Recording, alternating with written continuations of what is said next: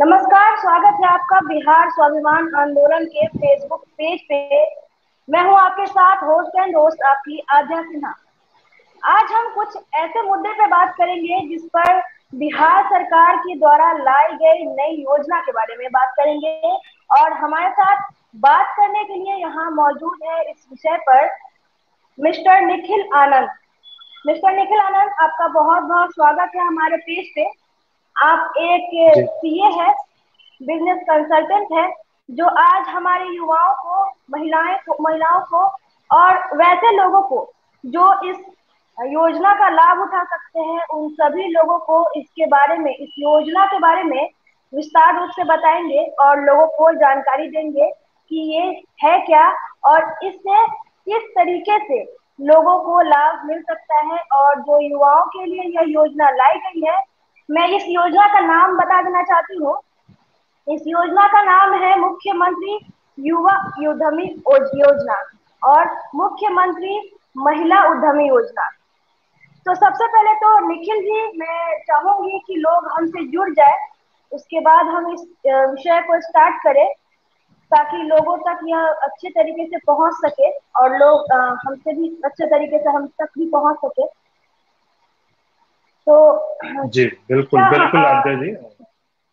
जी और मैं भी बहुत आभारी हूँ बिहार स्वाभिमान आंदोलन के संगठन का और संगठन से जुड़े तमाम लोगों का, जो उन्होंने इतने मुख्य विषय को समझा और इसकी महत्वपूर्ण और इसकी इम्पोर्टेंस को समझा।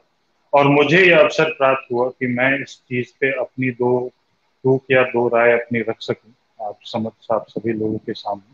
तो निश्चित ही हम लोग वेट करते हैं ताकि लोग जुड़ जाएं ज्यादा से ज्यादा, ताकि जो भी ज्यादा से ज्यादा लोग इस बारे में जान सकें। जी,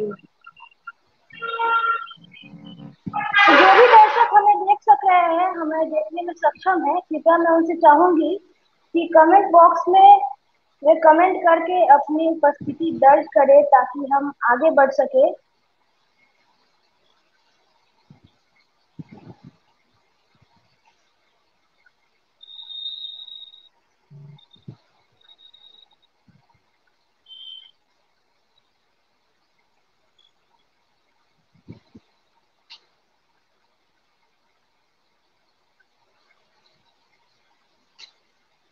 तो हम शुरू करते हैं अपने लाइव सेशन को। और जो भी लोग हमसे जुड़ेंगे, उम्मीद करते हैं ज्यादा से ज्यादा लोग हम तक जुड़ सके और हमारे इस लाइव सेशन का हिस्सा बन सके। तो सबसे पहले मैं सर ये पूछना चाहूंगी निखिल जी कि इस जी योजना से संबंधित सभी महत्वपूर्ण जानकारी जो लाभार्थियों को जानने की जरूरत है, जो उन्हें जानना चाहिए जिससे वे इस योजना तक कनेक्ट कर पाएंगे, तो इसके बारे में जो महत्वपूर्ण जानकारी है वे आप दे दें। जी, बहुत बढ़िया। जैसा कि आपने खुद बताया, दो योजनाएं हैं जो बिहार सरकार ने अभी जस्ट कुछ दिनों पहले ही लॉन्च करी है, जिसमें से पहला जिसका नाम है मुख्यमंत्री युवा उद्यमी योजना और दूसरा है मुख्यमंत्री महिला उद्यमी। ये दोनों स्वरोजगार के तरफ बिहार का एक बढ़ता कदम है, और जहाँ पे लघु उद्योग को बढ़ावा देने के लिए और बिहार के वो युवाओं जो रोजगार के अलावा एक ऑप्शन अगर तलाशते हैं, तो वो एक ऑप्शन उनको देने के लिए, एक फाइनेंशियल असिस्टेंस उनको देने के लिए बिहार सरकार ये उद्यमी योजना लाई। जैसा नाम से क्लियर है, युवा है तो युवाओं के लिए है और महिलाओं के लिए। तो युवाओं में इसमें सबसे उम्र पहले सीमा क्या की है कि बात ये करें दो तो जी उम्र जी सीमा की बात करें तो ये कहाँ तक जाएगा? जी, बिल्कुल। तो युवाओं और महिलाओं के लिए उम्र सीमा बिल्कुल सेम है, 18 से 50 वर्ष तक की उम्र सीमा दी गई है। और इसमें एक शैक्षणिक योग्यता भी मांगी गई है कि आप कम से कम 12, मतलब कि इंटरमीडिएट या उसके समकक्ष, यानी कि आईटीआई या पॉलिटेक्निक आपने कर रखा है। मतलब इसमें उम्र और शैक्षणिक योग्यता बहुत महत्वपूर्ण है। और तीसरी जो है, जो कि होनी भी चाहिए, कि आप बिहार के निवासी होने चाहिए। लेकिन इस योजना की एक सीरियसनेस या फिर एक इसकी संवेदनशीलता इस चीज से दिखाई देती है कि ये कह रहे हैं कि आपको एक उद्योग कम से कम कागज के लेवल पे सेटअप करना है। जैसे कि आपको प्रोप्राइटरशिप या कंपनी या पार्टनरशिप या एलएलपी, जितने भी प्रकार के इकाई या संस्थान होते हैं, वो आपको रजिस्टर करवाने होंगे। या फिर उसके साथ के साथ ही आपको बैंक में एक चालू खाता मतलब करंट अकाउंट खुलवाना है। मतलब ये सरकार यहाँ पे एक फिल्टर लगा रही है, एक फिल्टराइज कर रही है कि जो लोग वाकई में सीरियस हैं उद्यम के प्रति और स्वरोजगार की तरफ बढ़ने के लिए, सिर्फ उन्हीं लोगों को ये बढ़ावा दिया जाए। और जो इसकी सबसे महत्वपूर्ण जो चीज है वो है इसका बजट। और उसके अलावा एक दूसरा कि ये दिया कैसे जाए। तो जैसा आपने हमने बताया कि दो योजनाएं हैं, दोनों योजनाओं का बजट सरकार का 200 करोड़, मतलब 200 करोड़ वो युवाओं को देगी और 200 करोड़ वो महिलाओं को देगी। तो इस तरीके से ऐसा नहीं है कि युवा और महिलाओं का एक बजट है, दोनों के 200 करोड़ इधर है, 200 करोड़ इधर है। तो महिलाओं के लिए अलग से बजट भी अलोकेट किया गया है। और सबसे मूल समस्या जो बेसिक प्रॉब्लम जो सरकार ने जानी और देखी वो ये कि लोगों को बैंक से ऋण लेने में एक तो या तो वो एक्सपेंसिव पड़ता है या वो कंप्लायंस वाइज थोड़ा सा उनको मेहनत ज्यादा लगती है। तो सरकार और ने देखा इसके जाए लिए तो इस नए जो एंटरप्रेन्योरशिप होते हैं, जो नए बिजनेस लॉन्च करते हैं, स्टार्टअप करना चाहते हैं, बैंक उन्हें लोन देना भी नहीं चाहते हैं। जी यह भी एक जी बहुत बड़ी बिल्कुल समस्या है। जी बिल्कुल। मतलब उनसे गारंटी, श्योरिटी, कोलेट्रल जैसी चीजें मांगी जाती है। उसी इन्हीं चीजों को ध्यान में रखते हुए सरकार ने इस योजना में से बैंक को हटा ही दिया। इसमें क्या होगा कि जो भी सरकार का बजट है वो एक बिहार स्टार्टअप फंड ट्रस्ट में डाला जाएगा और बिहार सरकार डायरेक्टली इसको डिसबर्स करेगी। इसमें बैंक का रोल बस इतना है कि आपको बैंक में जाके करंट अकाउंट ओपन करवाना है। अदरवाइज जो भी लोन को डिसबर्स करने की प्रोसेस है, आपके अकाउंट में पैसा डालने का प्रोसेस है, वो पूरा का पूरा बिहार सरकार के हाथों में है। उसमें बैंक का कहीं भी कोई रोल नहीं है। तो मैं मैसेज भी देना चाहूंगा, जो लोग भी इंटरेस्टेड हैं वो कल को अगर उन्हें कोई कहता है कि बैंक के थ्रू ये प्रोसेस है नहीं मिलेगा, तो उसके लिए उन्हें डिमोटिवेट होने की जरूरत नहीं है। वो डायरेक्ट सरकार से ये पैसा। जी हो सकता है। जी। और ये जो योजना लाई गई है बिहार सरकार के द्वारा, ये जो योजना लाई गई है, क्या उद्देश्य क्या लगता है सर कि ये इसके पीछे क्या उद्देश्य हो सकता है कि बिहार, जिस तरीके से रोजगार का दर देखा जाए, बिहार में सबसे ज्यादा युवा ऐसे हैं जो बेरोजगार हैं, रोजगार की तलाश में रहते हैं, लेकिन इन्वेस्टमेंट ना होने के कारण, प्रॉपर एक कैपिटल ना होने के कारण वे ऐसा नहीं कर पाते हैं। तो उनके लिए ऐसा क्या उद्देश्य है, क्या संदेश देना चाहेंगे आप? जी, तो इसमें सर्वप्रथम मैं बिहार की और बिहार की चली आई मानसिकता, क्योंकि मेरा बॉर्न ब्रॉटअप मैं भी यहीं का हूँ, मैंने भी अपनी स्कूलिंग वगैरह सब कुछ यहीं से करी। तो यहाँ शुरू से एक मानसिकता रही है रोजगार के तरफ, या तो वो सरकारी रोजगार हो या आप इंजीनियरिंग कर लो, आप बैंगलोर गुड़गांव जैसे शहरों में जाके जॉब कर लो। जो एक पैकेज का कल्चर है वो बिहार में बहुत प्रमुख है। लोगों की हैसियत, लोगों का ज्ञान, लोगों की सब कुछ चीजें पैकेज से आकी जाती है आज के समय। तो और एक अगर श्रेणी की स्वरोजगार। बात की जाए, श्रेणी की बात की जाए जी तो जैसा आपने अभी कहा कि सरकारी नौकरी के पीछे या फिर प्राइवेट फर्म के पीछे, किसी के भी पीछे अगर लोग भागते हैं, तो देखा जाए तो ये कहीं ना कहीं बहुत ही ज्यादा सही है। और सरकारी नौकरी को सबसे पहले प्रथम श्रेणी में रखा गया है, उसके बाद प्राइवेट को, और फिर बिजनेस को लोग उतना ज्यादा हमारे शहर में, हमारे जो बिहार के जो वासी है वो उतना प्राथमिकता नहीं देते हैं। लेकिन वही जी बिहार के बिल्कुल। लोग जब बाहर जाते हैं, बिहार से बाहर जाते हैं, तो वे बिजनेस का ही सोचते हैं। जी बिल्कुल, इसी समस्या को, इसी चीजों को, इसी मानसिकता को ध्यान में रखते हुए, और रोजगार क्या होता है वो एक इकोनॉमी का, एक अर्थव्यवस्था का एक मजबूत खंभा हो सकता है, लेकिन स्वरोजगार और जो बिजनेस होता है वो किसी भी इकोनॉमी अर्थव्यवस्था की रीढ़ होती है, वही सबसे ज्यादा मजबूत करती है अर्थव्यवस्था को। और जैसा आपने देखा है लॉकडाउन की वजह से, कोविड की वजह से थोड़ा सा अनएम्प्लॉयमेंट दर बढ़ी और हम जितनी जल्दी रोजगार पैदा नहीं कर सकते, लेकिन हमने क्या करा, सरकार ने सोचा, जैसा भी उनकी सोच रही होगी, मैं सरकार का रिप्रेजेंटेटिव नहीं हूं तो मैं वो नहीं बता सकता, लेकिन जो मेरा इसमें राय है वो ये है कि सरकार ने स्वरोजगार को बढ़ावा देने के लिए कि एक आसान ऑल्टरनेटिव वो किसी भी हद तक दे सके यहाँ के युवाओं को, खास करके बिहार के युवाओं को। क्योंकि इस लॉकडाउन में बहुत से बिहार के युवाओं का, इंक्लूडिंग मी, पलायन हुआ है बाहर के मेट्रो शहरों से। वो अपने घर को वापस आए हैं और उन्होंने देखा है कि हाँ कुछ किया जा सकता है, कुछ मैं जरूर कर सकता हूँ। उसको एक, उस सोच को, उस मानसिकता को बढ़ावा देने के लिए ये उद्देश्य हो सकता है सरकार का। ये योजना कोई नई नहीं है, मैं सबसे पहले ये बता दूं, ये ऑलरेडी पिछले 1.5-2 सालों से चल रही थी, लेकिन ये अनुसूचित जनजाति या अति पिछड़ों के लिए चल रही थी।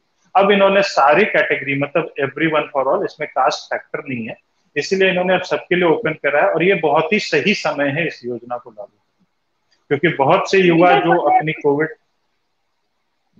जी बिल्कुल। मैं उसी पे बात करना चाहूंगी। जैसा कि अभी आपने बोला पलायन के बारे में, तो पलायन को रोकने के लिए यह योजना कितनी सफल रहेगी? देखिए, इसमें दो पहलू हैं इसके। योजना को अगर मैं पेपर वर्क के तौर पे बात करूं, डॉक्यूमेंटेशन के बात पे बात करूं, सरकार के विजन के तौर पे बात करूं, तो बहुत ही बेहतरीन, बहुत ही बढ़िया है। लेकिन ये पलायन को रोकना या जो भी चीजें हैं वो डिपेंड करेगा उस पे कि जमीनी स्तर पे इस योजना का किस तरीके से इम्प्लीमेंटेशन हो पाता है। क्या लोगों को बहुत आसानी से लोन मिल जाएगा, क्या लोगों को तय सीमा के अंदर मिल जाएगा, क्योंकि कुछ दिक्कतें हमने इससे पहले अति पिछड़ों के स्कीम में देखी हैं जहां पे लोन मिलने में बहुत देरी होगी। तो सब कुछ ये पलायन रोकने की डिपेंडेंसी इसी पर है कि इतनी अच्छी स्कीम को ग्राउंड रियलिटी इसकी क्या रहेगी, जमीनी स्तर पे इसको कैसे उतारा जाता है सरकार के द्वारा, सरकारी विभागों के द्वारा। तो वो डिपेंड करेगा कि क्या पलायन अगर बहुत अच्छे से अगर उतारा जाए, लोगों को टाइमली दे दिया जाए लोन, तो लोग बिल्कुल स्वरोजगार की तरफ बढ़ेंगे। और मैं अपना एक्सपीरियंस शेयर करूं, मैं पिछले कुछ समय से इसी विषय पे बहुत चर्चा कर रहा हूँ, बहुत लोगों से बात कर रहा हूँ, तो मैं एक मानसिकता देख रहा हूँ। लोग बढ़ना चाह रहे हैं स्वरोजगार की तरफ, बहुत अच्छे अच्छे आइडियाज हैं। और ये कोई ऐसे बुजुर्ग लोग और 45-50 की नहीं बात कर रहा मैं आपको ये 25 से 35 के एज की सेगमेंट की बात कर रहा हूँ। उनके पास बहुत अच्छे अच्छे आइडियाज हैं कि बस उनको कोई एक सपोर्ट दे दे, एक इनेबलर बन जाए उनके लिए, तो वो बिल्कुल बहुत अच्छा कर सकते।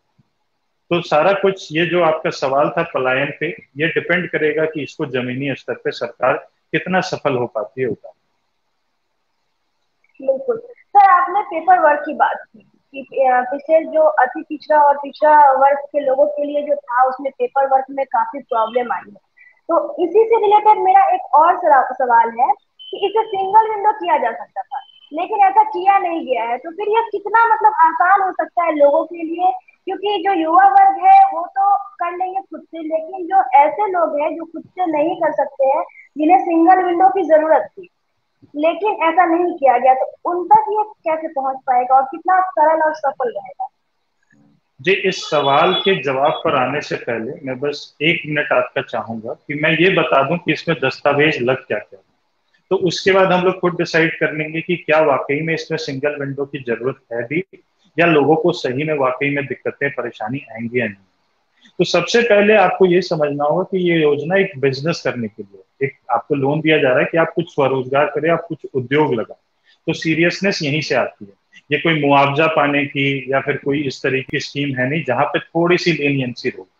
तो सबसे पहले आपसे मांगा जा रहा है आपके मैट्रिक, इंटरमीडिएट, आपका पासपोर्ट फोटो, ये सारी चीजें वो सबके पास बहुत ही आसानी से उपलब्ध होती है। इसकी वेबसाइट अगर आप देखेंगे, बहुत ही सरल और बहुत आसान शब्दों में आपसे सवाल पूछे गए और आपको जवाब देना है। इसका एक यूजर मैनुअल है जिसमें एक एक चीजें बारीकियों के साथ सरकार ने खुद ही बता दी। जो एक दिक्कत फंसती है लोगों की, ठीक है, वो उनको करंट अकाउंट खुलवाना है, वो भी वो बैंक में जा सकते हैं और करंट अकाउंट खुलवा सकते हैं। करंट अकाउंट को मेंटेन करने का कुछ खर्चा होता है, आपको 5,000 10,000 जैसा भी बैंक है, बैलेंस आपको मेंटेन करना है। तो अगर आप उद्योग करने को वाकई में उत्सुक है तो इतना तो आपको एफर्ट लेना ही पड़ेगा। बात सिंगल जी विंडो की तब आती जब सरकार अभी ही बहुत से अप्रूवल मांग रही है। सरकार कह रही है बस आप थोड़ा सा सीरियसनेस दिखाइए, आप एक करंट अकाउंट खुलवा लीजिए, आप 3-4 चीजें डॉक्यूमेंट जो आपके पास ऑलरेडी अवेलेबल है, जैसे जाति, आवासीय, आपकी शैक्षणिक योग्यता, और आप उसके बाद उसमें अप्लाई कर दें। जब लोन अप्रूव हो जाएगा तब वहां पे कागजी कार्रवाई आगे बढ़ाई जाएगी, जैसे आपसे डिटेल प्रोजेक्ट रिपोर्ट मांगा जाएगा। उसके लिए भी सरकार ने अपने डॉक्यूमेंट में लिखा है कि वो प्रशिक्षण देगी।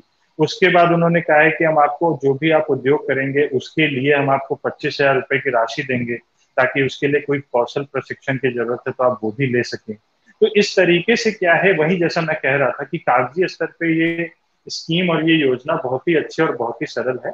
लेकिन आगे हमें यही देखना है, हमें भी देखना है और आपको भी देखना है कि किस हिसाब से इसको जमीनी स्तर पे उतारा जाए। वरना अदरवाइज कोई ऐसे डॉक्यूमेंट और ऐसे कागज इस समय पे नहीं मांगे जा रहे हैं जिसके लिए किसी उद्योग करने वाले, किसी सीरियस पर्सन को कहीं से परेशानी हो। और मैंने जी अभी तक जितने लोगों से सर, बात करा है और जितने लोगों को ये संदेश, जस्ट 30 सेकंड लूंगा, जितने लोगों को भी मैंने संदेश दिया, मैंने उनको बोला आप खुद से प्रयास करें। बहुत ही सरल वेबसाइट है, आप वहाँ के यूजर मैनुअल डाउनलोड करें और खुद से करने की कोशिश करें। कम से कम जाए तो सही, देखे तो सही, जाने तो सही कि क्या है क्या नहीं। सर दस्तावेजों की बात करें तो ऐसी कौन कौन सी दस्तावेज होगी जिसकी जिसकी मतलब आप एक श्रेणी अगर सूची बता देते हमारे दर्शकों को तो वे जी बहुत ही अच्छा बिल्कुल होता है। बिल्कुल बिल्कुल। जी बिल्कुल, जैसे मैंने योग्यता डिस्कस कर ली, मैं योग्यता पुनः डिस्कस कर लेता हूँ कि आपको नंबर 1 बिहार का निवासी है, आपको दूसरा आपकी उम्र 18 से 50 वर्ष होनी चाहिए, तीसरा आपके पास कोई proprietorship company, LLP, private limited ऐसी कोई संस्था या इकाई होनी चाहिए, और उसके बाद युवाओं और महिलाओं के केस में सेम, और शैक्षणिक योग्यता आपकी इंटरमीडिएट या उसके इक्विवेलेंट आईटीआई या पॉलिटेक्निक होना चाहिए। ये हो गई योग्यता की बात। दस्तावेजों में सबसे पहले आपको चाहिए जाति प्रमाण पत्र, क्योंकि ऑल्दो ये जाति के लिए नहीं है लेकिन उसमें जाति पूछी जा रही है आपसे, आपको एक जाति प्रमाण पत्र देना है, आपको अपने मैट्रिक का प्रमाण पत्र देना है as a date of birth proof, आपको अपने इंटरमीडिएट का प्रमाण पत्र देना है, आपको अपना एक पासपोर्ट फोटो देना है, अपने हस्ताक्षर की स्कैंड फोटो देनी है, अपने संस्था या इकाई का एक प्रमाण पत्र देना है, और उसके बाद आपको एक करंट अकाउंट की कैंसिल चेक की कॉपी देनी है। बस इतने से डॉक्यूमेंट इन्होंने मांगे हैं। बस इसमें मैं जितने लोगों से बात कर पा रहा हूँ उसमें लोगों में एक भ्रम फैल रहा है, जो दो सबसे बड़ा भ्रम है कि इसमें मुझे प्रोजेक्ट रिपोर्ट बनाना पड़ेगा, बहुत खर्चा आ जाएगा। प्रोजेक्ट रिपोर्ट की जरूरत अभी बिल्कुल भी नहीं है, वो तब चाहिए जब आपका लोन अप्रूव हो जाए, जब आपको बता दिया जाएगा, सरकार आपको बता देगी हाँ भाई हम तुम्हें पैसे दे रहे हैं, तो अब तब तुम आप खर्चा भी कर सकते हो। और दूसरा कि इस योजना में बैंक का कोई लेना देना नहीं है, ये सरकार डायरेक्टली आपके खाते में पैसे, तो यही डॉक्यूमेंटेशन है सर सर तो जैसा कि आपने जो आपको बताया चाहिए। योग्यता कम से कम एंटर तक होनी चाहिए कम से कम। जी बिल्कुल बिल्कुल। शैक्षणिक तो योग्यता आपकी क्या जो इंटरमीडिएट उससे या कम, उसके आईटीआई या पॉलिटेक्निक। तो जो ऐसे लोग हैं जिन्होंने उम्र सीमा पार कर दिया है और वो उनके पास वो उन्होंने इंटर नहीं किया है लेकिन वो बिजनेस का अच्छा नॉलेज रखते हैं, बिजनेस का अच्छा नॉलेज रखते हैं तो क्या वे उठा सकते हैं इस योजना का लाभ?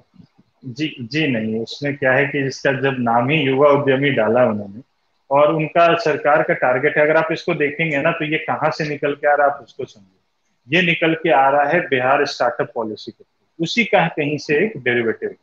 तो बिहार स्टार्टअप जो होता है ना, वो थोड़ा युवाओं में एक अलग एनर्जी होती है, एक अलग चीज होती है, तो उस कल्चर को बढ़ावा देने के लिए, उस कल्चर को बढ़ावा देने के लिए ही ये चीजें, ये ऐसे स्कीम लाई जाए। तो इसीलिए जिनकी उम्र सीमा निकल चुकी है, ऐसा नहीं है उनके लिए रास्ता बंद हो गया, उनके लिए ऐसा नहीं कि अब ठीक है मैं क्या करूं, मतलब ये कोई एग्जामिनेशन नहीं तो है नहीं सर, कि आपकी। शायद हाँ मेरा प्रश्न शायद सही से नहीं रखा है, मैं फिर से अपना प्रश्न रखती हूँ। मेरा प्रश्न ये है कि जो 18 से 50 के बीच में है उनकी उम्र सीमा 18 जी से 50 के बीच में है लेकिन वे इंटर नहीं किए, उन्होंने इंटर नहीं किया है। पढ़ाई की बात करूं, उनके योग्यता की बात अच्छा करूं, अच्छा। उनके डिग्री की जी बात जी करूं तो उन्होंने इंटर नहीं किया है लेकिन 18 से 50 के बीच में है और योजना का लाभ वो उठा सकते हैं या नहीं उठा सकते हैं? नहीं, जी नहीं, जी नहीं, वो एक मैंडेटरी कंडीशन है, वो शैक्षणिक योग्यता सरकार मांग रही है कि आपको एटलीस्ट इंटरमीडिएट या आईटीआई या पॉलिटेक्निक होना ही पड़ेगा। ये स्कीम की आप एक कह लो, कंडीशन कह लो, या आप जो भी कह लो, ये आपको करना ही पड़ेगा। तो जी। अब मैं किसी और को ये ये जैसे सलाह कि नहीं दूंगा आपने अगर वो 45।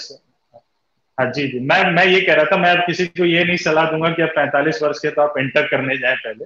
इसके अलावा भी बहुत सी स्कीम और योजनाएं हैं जिसमें वो जा सकते हैं बड़े आराम से, अगर वो बिजनेस करने को इच्छुक है।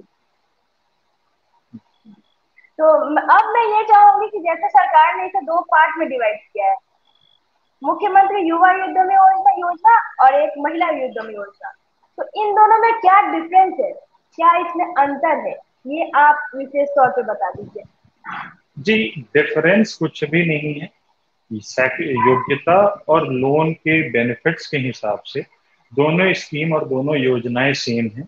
बस सरकार क्योंकि महिलाओं को आगे लाना चाहती है, आगे बढ़ावा देना चाहती है, इसलिए उनके लिए उन्होंने एक डेडिकेटेड योजना निकाली कि 200 करोड़ सिर्फ महिलाओं के लिए, इस 200 करोड़ में से सिर्फ महिलाओं को ही लोन दिया जाएगा, युवाओं के लिए 200 करोड़ अलग।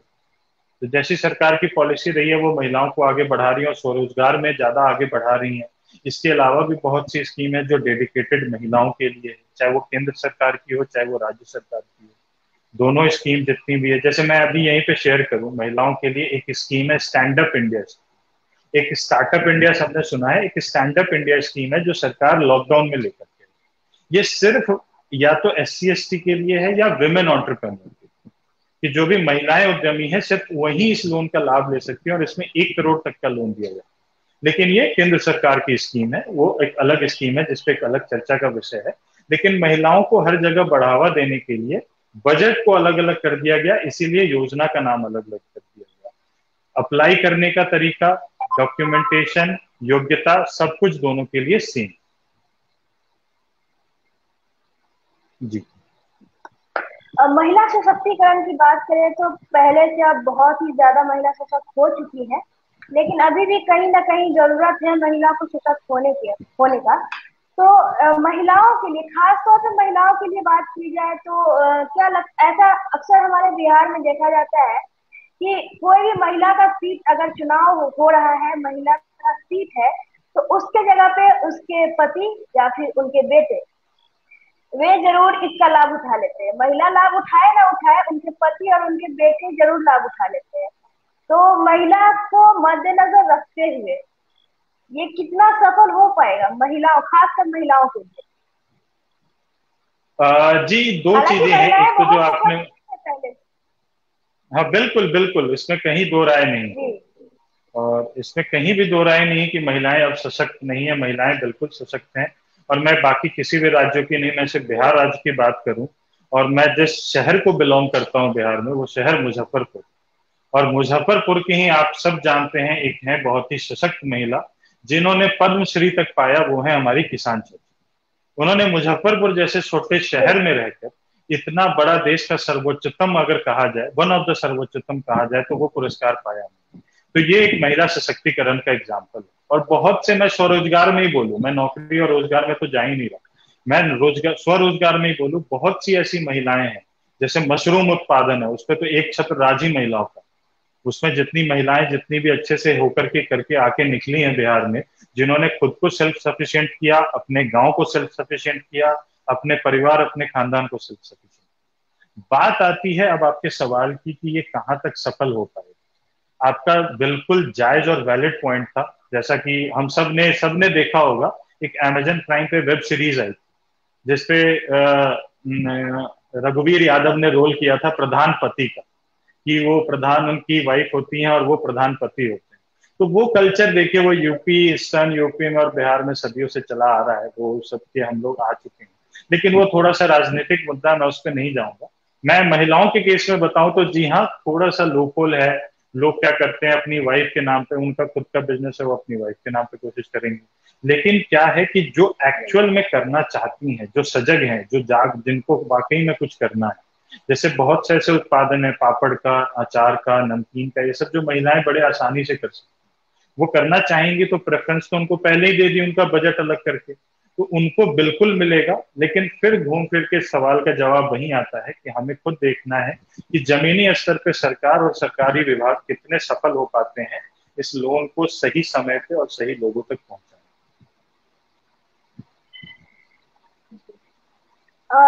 सर, अब बात करेंगे कि सर जिसके पास इस योजना के तहत 10 लाख रुपए का पैसा मिलने वाला है, 10 लाख रुपए एक बिजनेस स्टार्टअप करने के लिए मिल सकता है, लेकिन क्या दो फंड में दो बार में मिलेगा ये 5 लाख और 5 लाख करके? क्या मैं जहाँ तक मैं मेरी जानकारी है जी जी, ये मैं इसका दो। लाभ भी बता देता हूँ। जी। जी, पहली बात, सबसे बड़ी चीज, लोगों को ये समझना होगा कि ये लोन 10 लाख तक का है, 10 लाख का नहीं। मतलब आपको 10 लाख तक का लोन मिलेगा, आपको 2 लाख भी मिल सकता है, आपको 4 लाख भी मिल सकता है, 8 लाख भी मिल सकता है, 10 लाख भी मिल सकता है। जैसा आपके उद्योग की वैल्यू होगी, जितने आपके प्रोजेक्ट की वैल्यू की रिक्वायरमेंट होगी, उस हिसाब से आपको यह दिया जाएगा। अब इसमें लाभ ये है कि हम मान के चलते हैं, मान लीजिए 10 लाख का लोन, 10 लाख के लोन में से जो 50% है, 5 लाख, वो आपको अनुदान या ग्रांट के रूप में दे दिया जाएगा, जिसको दोबारा रीपे करने की जरूरत नहीं। बाकी बचा जो 50%, जो कि 5 लाख है, वो आपको अपनी 2 किस्तों में ये लोन मिलेगा। मतलब अगर आपको 10 लाख लोन मिल रहा है तो 5 लाख 5 लाख करके मिलेगा। जो 50% 5 लाख है, वो जब आपको दूसरी किस्त जब मिल जाएगी उसके 1 साल के बाद, मतलब एकदम से वो नहीं मांग रहे, वो कह रहे हैं आप 1 साल अपना उद्योग चलाइए, जब आप खुद सफिशिएंट हो जाए, कमाने लगे, तब आप हमारा लोन चुकाइए। तो 1 साल के बाद 84 किस्तों में आपको वापस करनी है, 84 किस्त मतलब 7 सालों में वापस करनी है। फिर यहाँ पे भी महिलाओं को एक फायदा दिया गया। युवाओं के केस में वो ब्याज 1% है, पूरे 5 लाख का 1% देना है। महिलाओं के केस में वो 1% भी ब्याज नहीं देना है, महिलाओं को वो पूरा इंटरेस्ट फ्री लोन। तो ये बेनिफिट है, ये 2 किस्तों में दी जाएंगी। अगर आपका लोन अप्रूव होता है तो सिर्फ आपसे सिर्फ बाकी महिलाओं के लिए। डॉक्यूमेंटेशन। जी, ये 1% की छूट सिर्फ महिलाओं के लिए, युवाओं के लिए नहीं है। और जब मान लीजिए आपने अप्लाई करा, आपका लोन अप्रूव हो गया, आपसे बाकी डॉक्यूमेंटेशन जैसे कि प्रोजेक्ट रिपोर्ट वगैरह और 10 चीजें मांगी जाएंगी। फिर उसके बाद पहली किस्त आपको दे दी जाएगी। उसके बाद आपको अपना उद्यम शुरू करना है। जैसे आपको जमीन रेंट पे लेना है, अगर कुछ मशीनरी खरीदनी है तो वो आप खरीदेंगे। उसके बाद आपका देखा जाएगा कि क्या आपने शुरू कर लिया, और जैसे लगेगा कि हाँ आपने शुरू कर लिया, आपको दूसरी किस्त भी 30 दिन के अंदर या मैक्सिमम 45 दिन के अंदर आपके अकाउंट में डाल दी। तो सर क्या जिसके पास पहले से इंफ्रास्ट्रक्चर है, जिनके पास जो अपना स्टार्टअप जिन लगा चुके हैं, जिनके पास पहले से ही स्टार्टअप है, क्या उनको ये लाभ मिल सकता है? जी, यहाँ पे एक क्या है कि मेरे हिसाब से, मेरी राय में मिलना चाहिए कि मैंने कोई गलती तो नहीं कर दी कि मैं 1 महीने पहले स्टार्टअप करके बैठ गया। लेकिन यहाँ पे क्या है, जब आप अप्लाई करने जाएंगे, लोगों को एक समस्या फेस करनी पड़ रही है, और सरकार ने भी लिख दिया अपनी वेबसाइट पे कि जो आपका करंट अकाउंट है वो 13 मई 2021 के बाद का होना चाहिए। उससे पहले का वो करंट अकाउंट एक्सेप्ट ही नहीं करेगा, मतलब वो ऑप्शन ही नहीं मिलेगा आपको सिलेक्ट करने। तो यहाँ पे थोड़ा सा एक डाउट बना हुआ है कि क्या पुराने स्टार्टअप को मिलेगा नहीं मिलेगा, जो पुराने उद्योग कर रहे हैं उनको मिलेगा या नहीं मिलेगा, या सिर्फ नए उद्योग को। तो ये एक थोड़ा सा ग्रे एरिया आप कह लें इसको। लेकिन मेरे राय में, मेरे पर्सनल राय में मिलना चाहिए, लेकिन सरकार ने एक लिमिटेशन डाल रखी है कि 13 मई 2021 के बाद का आपका चालू खाता या करंट अकाउंट होना। तो आने वाले समय में अगर सरकार से कोई क्लैरिफिकेशन मिलती है तो वेल एंड गुड है, तो फिर उसके बेसिस पे हम जान पाएंगे बिल्कुल क्लियर कट की मिलेगा या नहीं।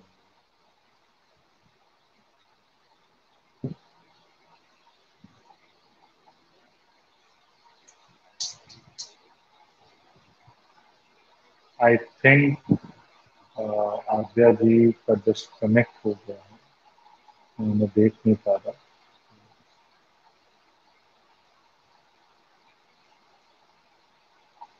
शायद हम रुक जाएं, वो एक बार दोबारा कनेक्ट करें।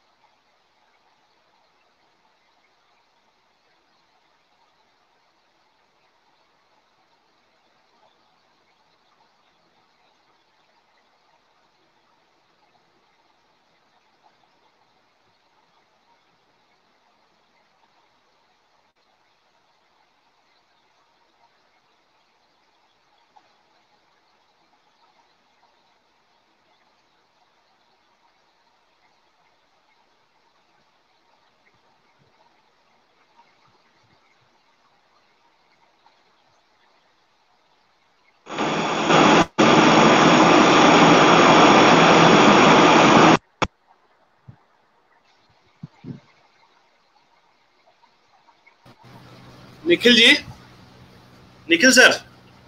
हाँ जी, आवाज आ रही है? हाँ जी, आ रही है आवाज आ रही है। मैं बोल रहा हूँ कुछ लोग अभी जुड़े हैं, तो उनके लिए एक बार शुरू से एक बार थोड़ा सा ब्रीफ कर दीजिए, शॉर्ट में थोड़ा सा। जी जी जी, मैडम बिल्कुल बिल्कुल। मैडम तो जुड़ जाएंगी। सर क्या क्या आप मुझे सुन पा रहे हैं? जी जी बिल्कुल सुन पा रहे हैं आपको। फिर वो निखिल जी, आप चलेगी एक बार तो मैं, कंटिन्यू कर दीजिए। हाँ। जी जी बिल्कुल, मैं ब्रीफ कर देता हूँ बहुत जल्द। जैसा कि हम लोग डिस्कस कर रहे थे, ये दो योजनाएं हैं, बिहार मुख्यमंत्री युवा उद्यमी योजना, बिहार मुख्यमंत्री महिला उद्यमी योजना। दोनों योजनाएं अलग अलग हैं, उसमें 200-200 करोड़ का बजट है। इसकी एलिजिबिलिटी क्राइटेरिया, जो योग्यता है इस लोन में अप्लाई करने की, वो सर्वप्रथम सबसे पहली है कि आपको बिहार का निवासी होना। बिहार का निवासी आप कैसे प्रूव करेंगे? आप आवासीय प्रमाण पत्र से प्रूव करेंगे।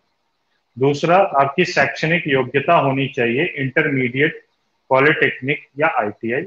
और तीसरा है उम्र सीमा, 18 साल से 50 साल आपकी उम्र होनी चाहिए। और सबसे लास्ट, कि आपके पास कोई इकाई होनी चाहिए, चाहे वो प्रोपराइटर हो, चाहे वो पार्टनरशिप फर्म हो, चाहे वो प्राइवेट लिमिटेड हो, चाहे वो कंपनी हो। मैं बीच में चैट में देख पा रहा था कि इन्होंने सॉरी,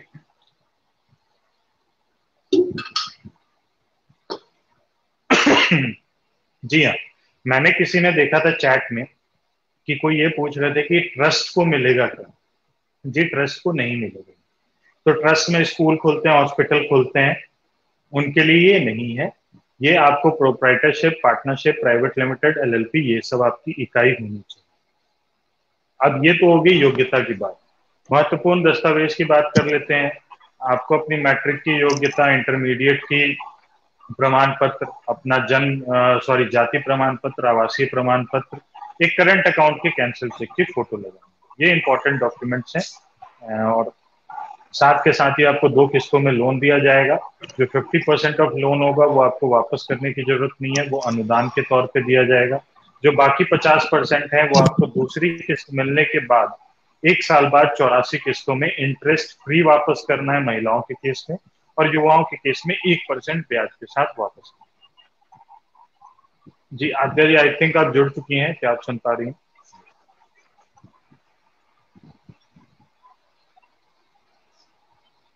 तो इसमें जैसा कि मैं बता रहा था आपको कि 1% का ब्याज है। और इसमें सबसे महत्वपूर्ण वाली बात यह है, दो चीजें, कि इस योजना में बैंक का कोई लेना देना नहीं है, सिर्फ करंट अकाउंट खुलवाने को छोड़ के।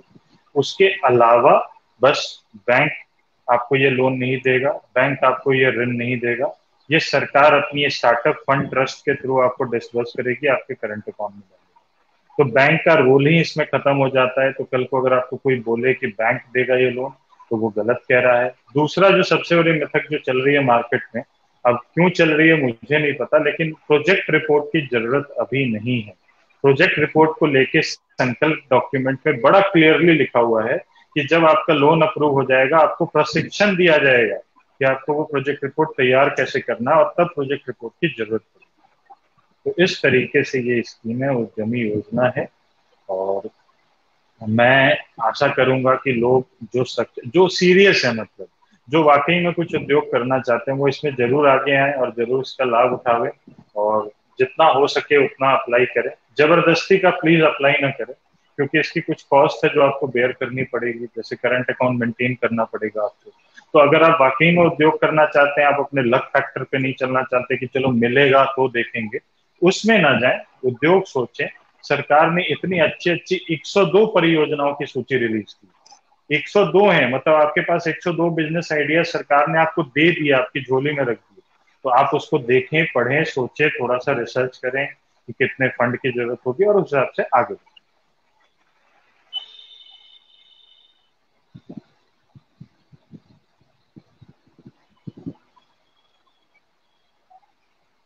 सर हमारे एक दर्शक है जो कुछ प्रश्न पूछ रहे हैं। जी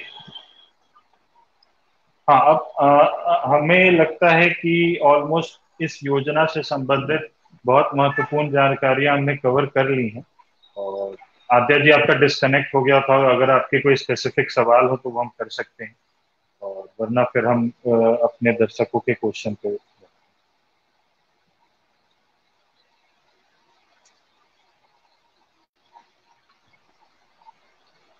सर क्या मेरी आवाज आप तक पहुंच रही है? जी बिल्कुल बिल्कुल, मैं सुन पा रहा हूँ।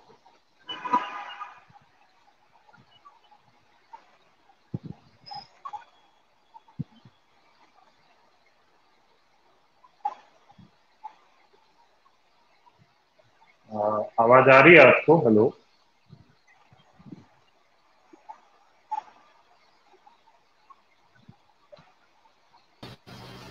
अजय जी, आवाज आ रही है आपको?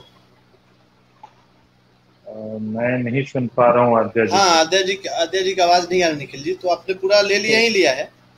जी जी, अगर आप इसको, दर्शकों के कुछ हाँ, स्पेसिफिक क्वेश्चन लेने हैं तो ले सकते हैं, जो आपको लगता है कि हाँ इस लाइव सेशन में ले लेना चाहिए। इसमें यही था, एक दो क्वेश्चन जो था तो आ ही गया था, आपने ले ही लिया, आपने तो पूरा जानकारी दिया ही है। हाँ जी जी, बिल्कुल बिल्कुल। इसमें एक था शिशिर जी का एक सवाल था कुछ,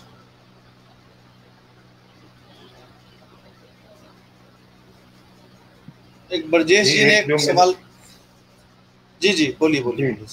जी, अगर आप सवाल पढ़ देंगे तो मेरे लिए आसान होगा, मुझे स्क्रीन पे वो सवाल इसमें दिख है नहीं कि इन्होंने पूछा है कि मेरा पहले से कोई बिजनेस तथा प्रोप्राइटरशिप न हो तो मुझे इस योजना का लाभ मिलेगा और नहीं, कितना आपको मिलेगा? पहले एक आपको पहले प्रोप्राइटर अपनी इकाई को रजिस्टर करवाना होगा, बैंक में करंट अकाउंट खुलवाना होगा, और तब आपको मिलेगा। कितना मिलेगा वो मैंने ऑलरेडी बता दिया, जितना 10 लाख तक का मिलेगा और उसमें जो भी बेनिफिट्स हैं वो मिलेगा। अजय जी, आवाज आ रही है आपको? जी सर, मैं अब सुन पा रही हूँ आपको। हाँ, इसको कंक्लूड कीजिए, आप करिए।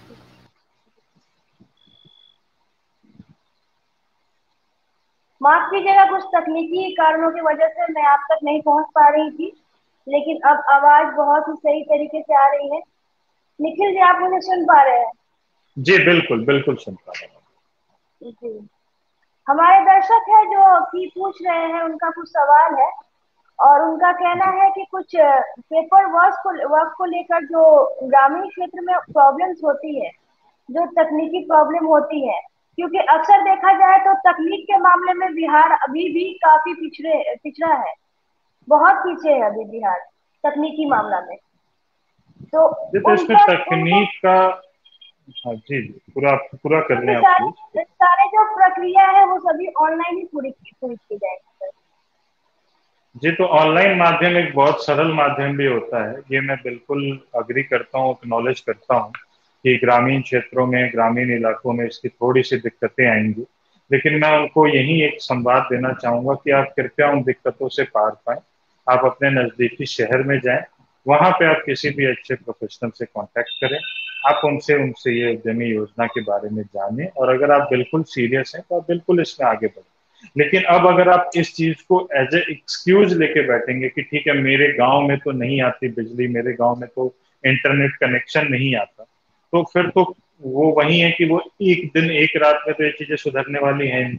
आप इन समस्याओं को पार पाए, अगर आप थोड़ा सा सीरियस है, थोड़ी मेहनत करें, नजदीकी शहर में जाएं और जैसे हो सके इसमें अप्लाई करें, अगर आप सीरियस हैं। और सर, अब हम बात करेंगे, उत्तर बिहार एक बाढ़ प्रभावित क्षेत्र है, जिसमें जी और कृषि को और एग्रीकल्चर और एपीकल्चर, इन दोनों को एक श्रेणी में नहीं रखा गया है, इस योजना से बाहर रखा गया है। इस योजना जी, से एग्री उसका माफ एक, कीजिएगा, एग्रीकल्चर को रखा गया है योजना के अंतर्गत, लेकिन एपीकल्चर को योजना के बाहर रखा गया है। और ज्यादातर हमारे बिहार में लोग एपीकल्चर भी करते हैं, बहुत सारे ऐसे है जो व्यवसायी है, जो कृषि है, जो एपीकल्चर भी करते हैं। तो उन तक के लिए सर, उन लोगों के लिए क्या चुनौतियां होंगी, कैसे उन लोगों के लिए सरल होगा, वो कैसे जी सफलता देखिए, प्राप्त उन कर लोगों पाएंगे? के लिए क्या है, उन लोगों के लिए अगर मैं बताऊं तो उन लोगों के लिए सरकार के लिए अलग से योजना है, चाहे वो कृषि हो, चाहे वो जो भी चीजें हो, जैसे उसमें पशुपालन को भी इंक्लूड नहीं किया गया है। ये सरकार का ये मकसद है कि यहाँ पे कुछ उद्योग स्टैब्लिश, एक मैन्युफैक्चरिंग एंटिटी बने, कि लोग कुछ बनाएं। बिहार आज की डेट में कुछ बनाता नहीं है, बिहार एक उपभोक्तावाद में ग्रसित है, आप उसको जो भी कह लें। हम सिर्फ यहाँ पे कंज्यूमर बन के रह गए, हम सिर्फ कंजम्पशन कर रहे हैं। चाहे वो बाहर के ब्रांड आके अपना दुकान खोल लें, चाहे वो बाहर की कंपनीज आके अपना कुछ भी खोल लें, तो उस क्रम में क्या है, उस चीज को तोड़ने के लिए एक मैन्युफैक्चरिंग कल्चर को बढ़ावा देने के लिए ये एक डेडिकेटेड योजना है। अगर आप जैसे बाकी जो भी आप चीजें कह रही हैं उनके लिए सरकार ने विशेषकर अलग योजना बना रखी है। तो ये जो योजना है ये सिर्फ मैन्युफैक्चरिंग को बढ़ावा देने के लिए, कि आप एक कॉटेज इंडस्ट्री जिसको कहते हैं या लघु उद्योग कह लें, ये उन लोगों को बढ़ावा देने। तो एक किसी भी योजना का एक विजन होता है कि एक डेडिकेटेड उनका होता है कि हाँ इससे हमें ये अचीव करना है, तो इसमें इनका ये पर्पस है, इसीलिए मेरे ख्याल से उनको इंक्लूड नहीं किया। अच्छा, और सर हमारे दर्शक है सुजीत सिंह, जिनका कहना है if I have already current account then I will get this benefit. तो क्या उनको ये बेनिफिट मिल सकता है पहले से अगर जिनके उनका पास करंट करंट अकाउंट 13 मई 2021 के बाद का है, वो बिल्कुल मिल सकता है, उनको अप्लाई करना है वो। अप्लाई कर सकते हैं?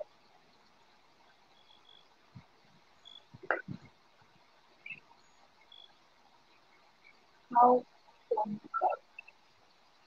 गगन राय जी पूछ रहे हैं हाउ कैन आई अप्लाई, तो कैसे अप्लाई कर सकते हैं? How can I apply, how can नहीं अप्लाई, तो वो नहीं, वहां जाके। निखिल जी इसका मतलब है एचयूएफ अकाउंट होता है, एचयूएफ जो है वो क्या हाँ अप्लाई बिल्कुल, कर हिंदू सकते हैं? अनडिवाइडेड फैमिली, हिंदू अनडिवाइडेड हाँ हाँ, फैमिली होता है। हाँ, जी जी उनको नहीं है, उनके लिए नहीं दिया गया स्कीम में, योजना में, तो मैं ना ही अच्छा, बोलूंगा, क्योंकि राइट योजना में कहीं भी उनकी जानकारी नहीं दी गई है कि एचयूएफ कर सकते हैं। सिर्फ प्रोप्राइटरशिप, प्राइवेट लिमिटेड या फिर पार्टनरशिप के लिए दिया।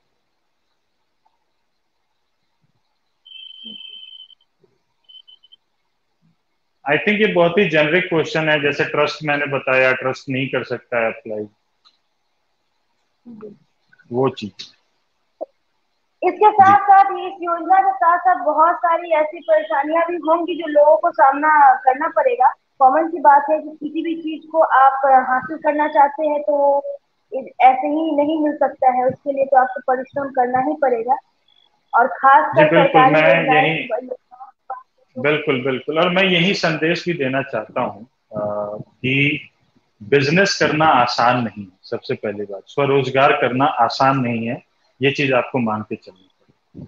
तो ये एक कठिन चीज है, लेकिन हाँ, इसको अगर आप अचीव कर लेते हैं तो इसकी स्काई इज द लिमिट, एक इंग्लिश का प्रोवर्ब है कि आसमान ही इसका फिर अंत है। तो इसीलिए ये करना कठिन है, इसको चलाना कठिन है, लेकिन एक बार जब ये ट्रैक पे आ जाए तो ये आपको क्या नहीं दे सकता, किन बुलंदियों को नहीं ले। जितने भी उद्योगपति आप जिनको भी ले लें, उनकी शुरुआत कभी भी बड़ी नहीं रही, सब छोटी शुरुआत से बड़े।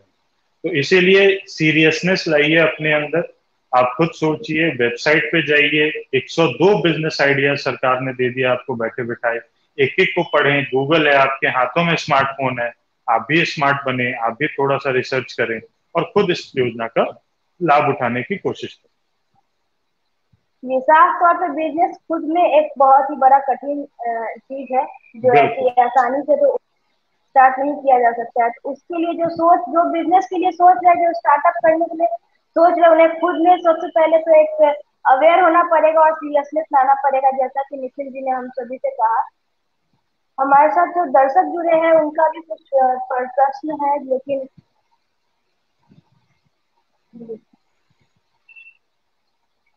सर युवाओं को क्या संदेश देना चाहेंगे इसको लेकर, युवाओं को खासकर? तो आद्या जी, मैं अभी उस जगह नहीं पहुंचा कि मैं संदेश दे सकूं, संदेश देना या जो भी होता है वो, लेकिन मैं अपने स्तर पे, क्योंकि मुझे लगता है कि ठीक है, मैं एज अ प्रोफेशनल एक यही संदेश दूंगा कि आप अवसर तलाशते रहें, सर्च फॉर द अपॉर्चुनिटी, वो आपके आसपास ही होगी। आप किसी चीज से हताश ना हो, बस कि अगर परिश्रम करना है तो कोई आपकी थाली सामने परोस के नहीं देगा, आपको अनाज उगाना पड़ेगा, आपको रोटी बनानी पड़ेगी, आपको खाना भी पड़ेगा।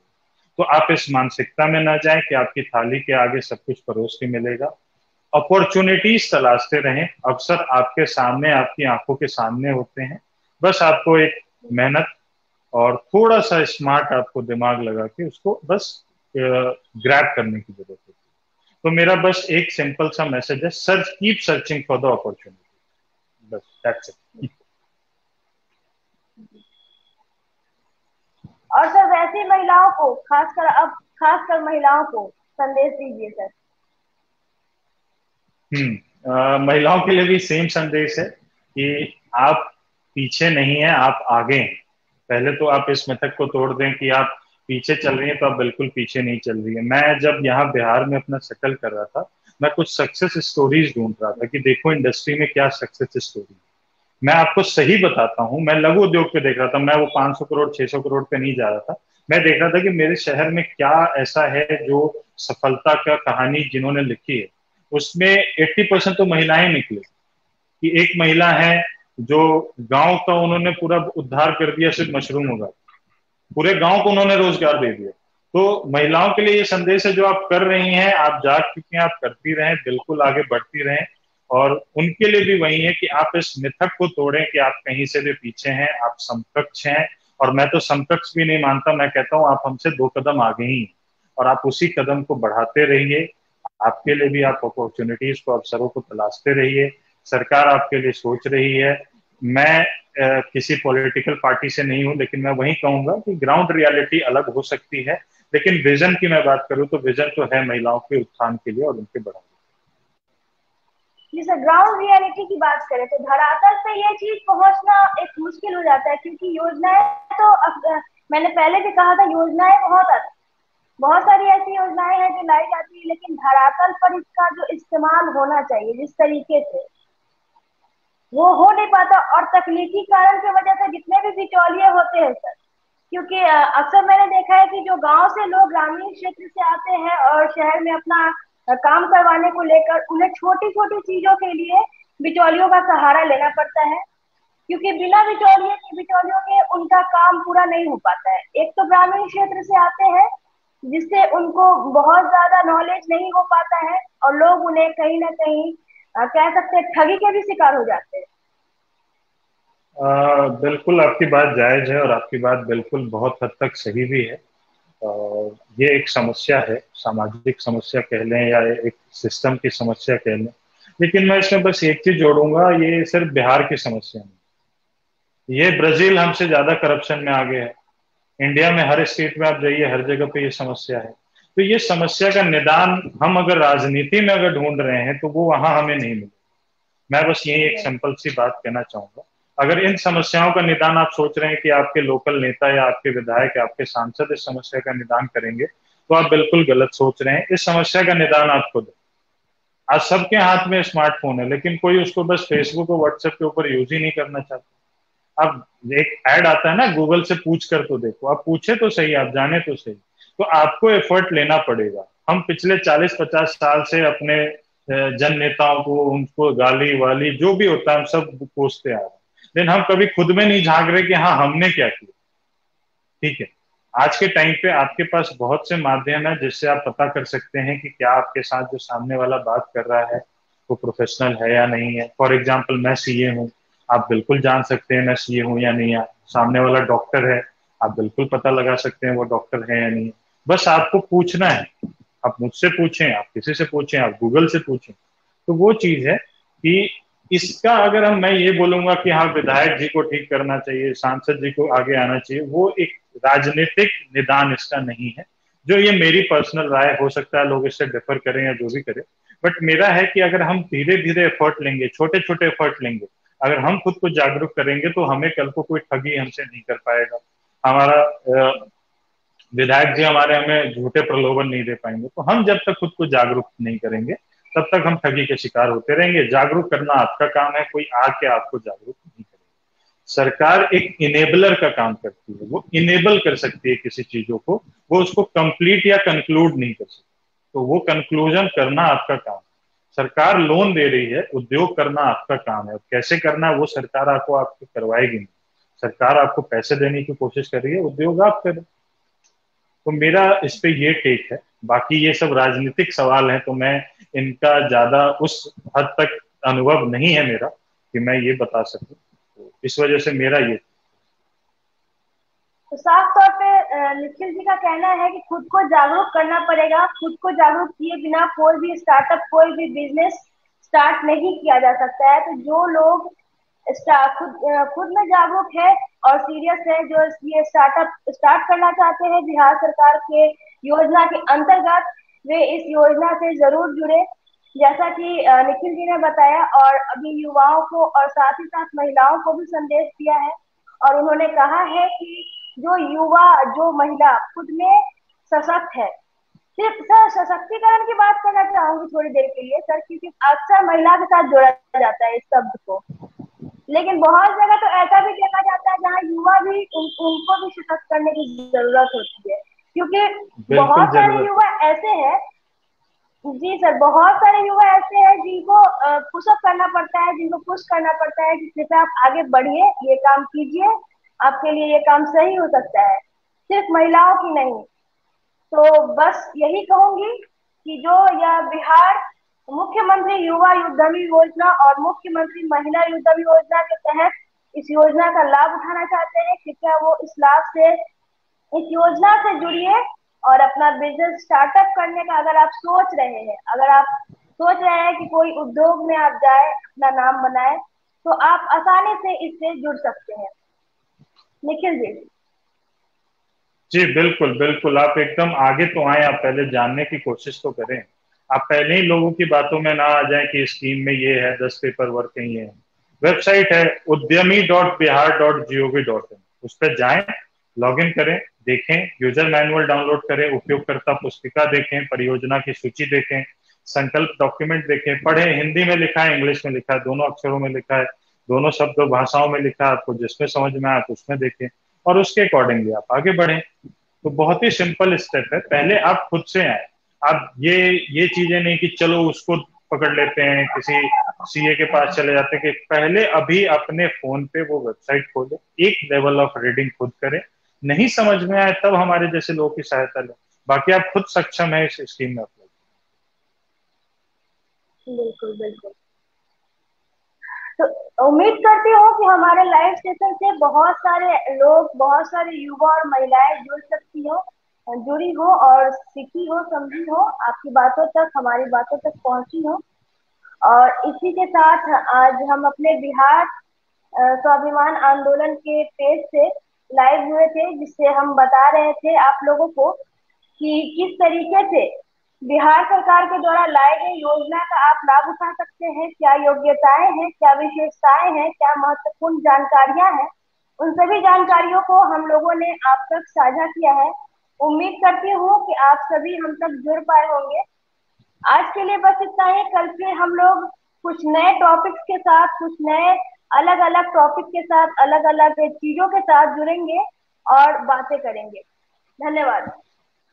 जी धन्यवाद।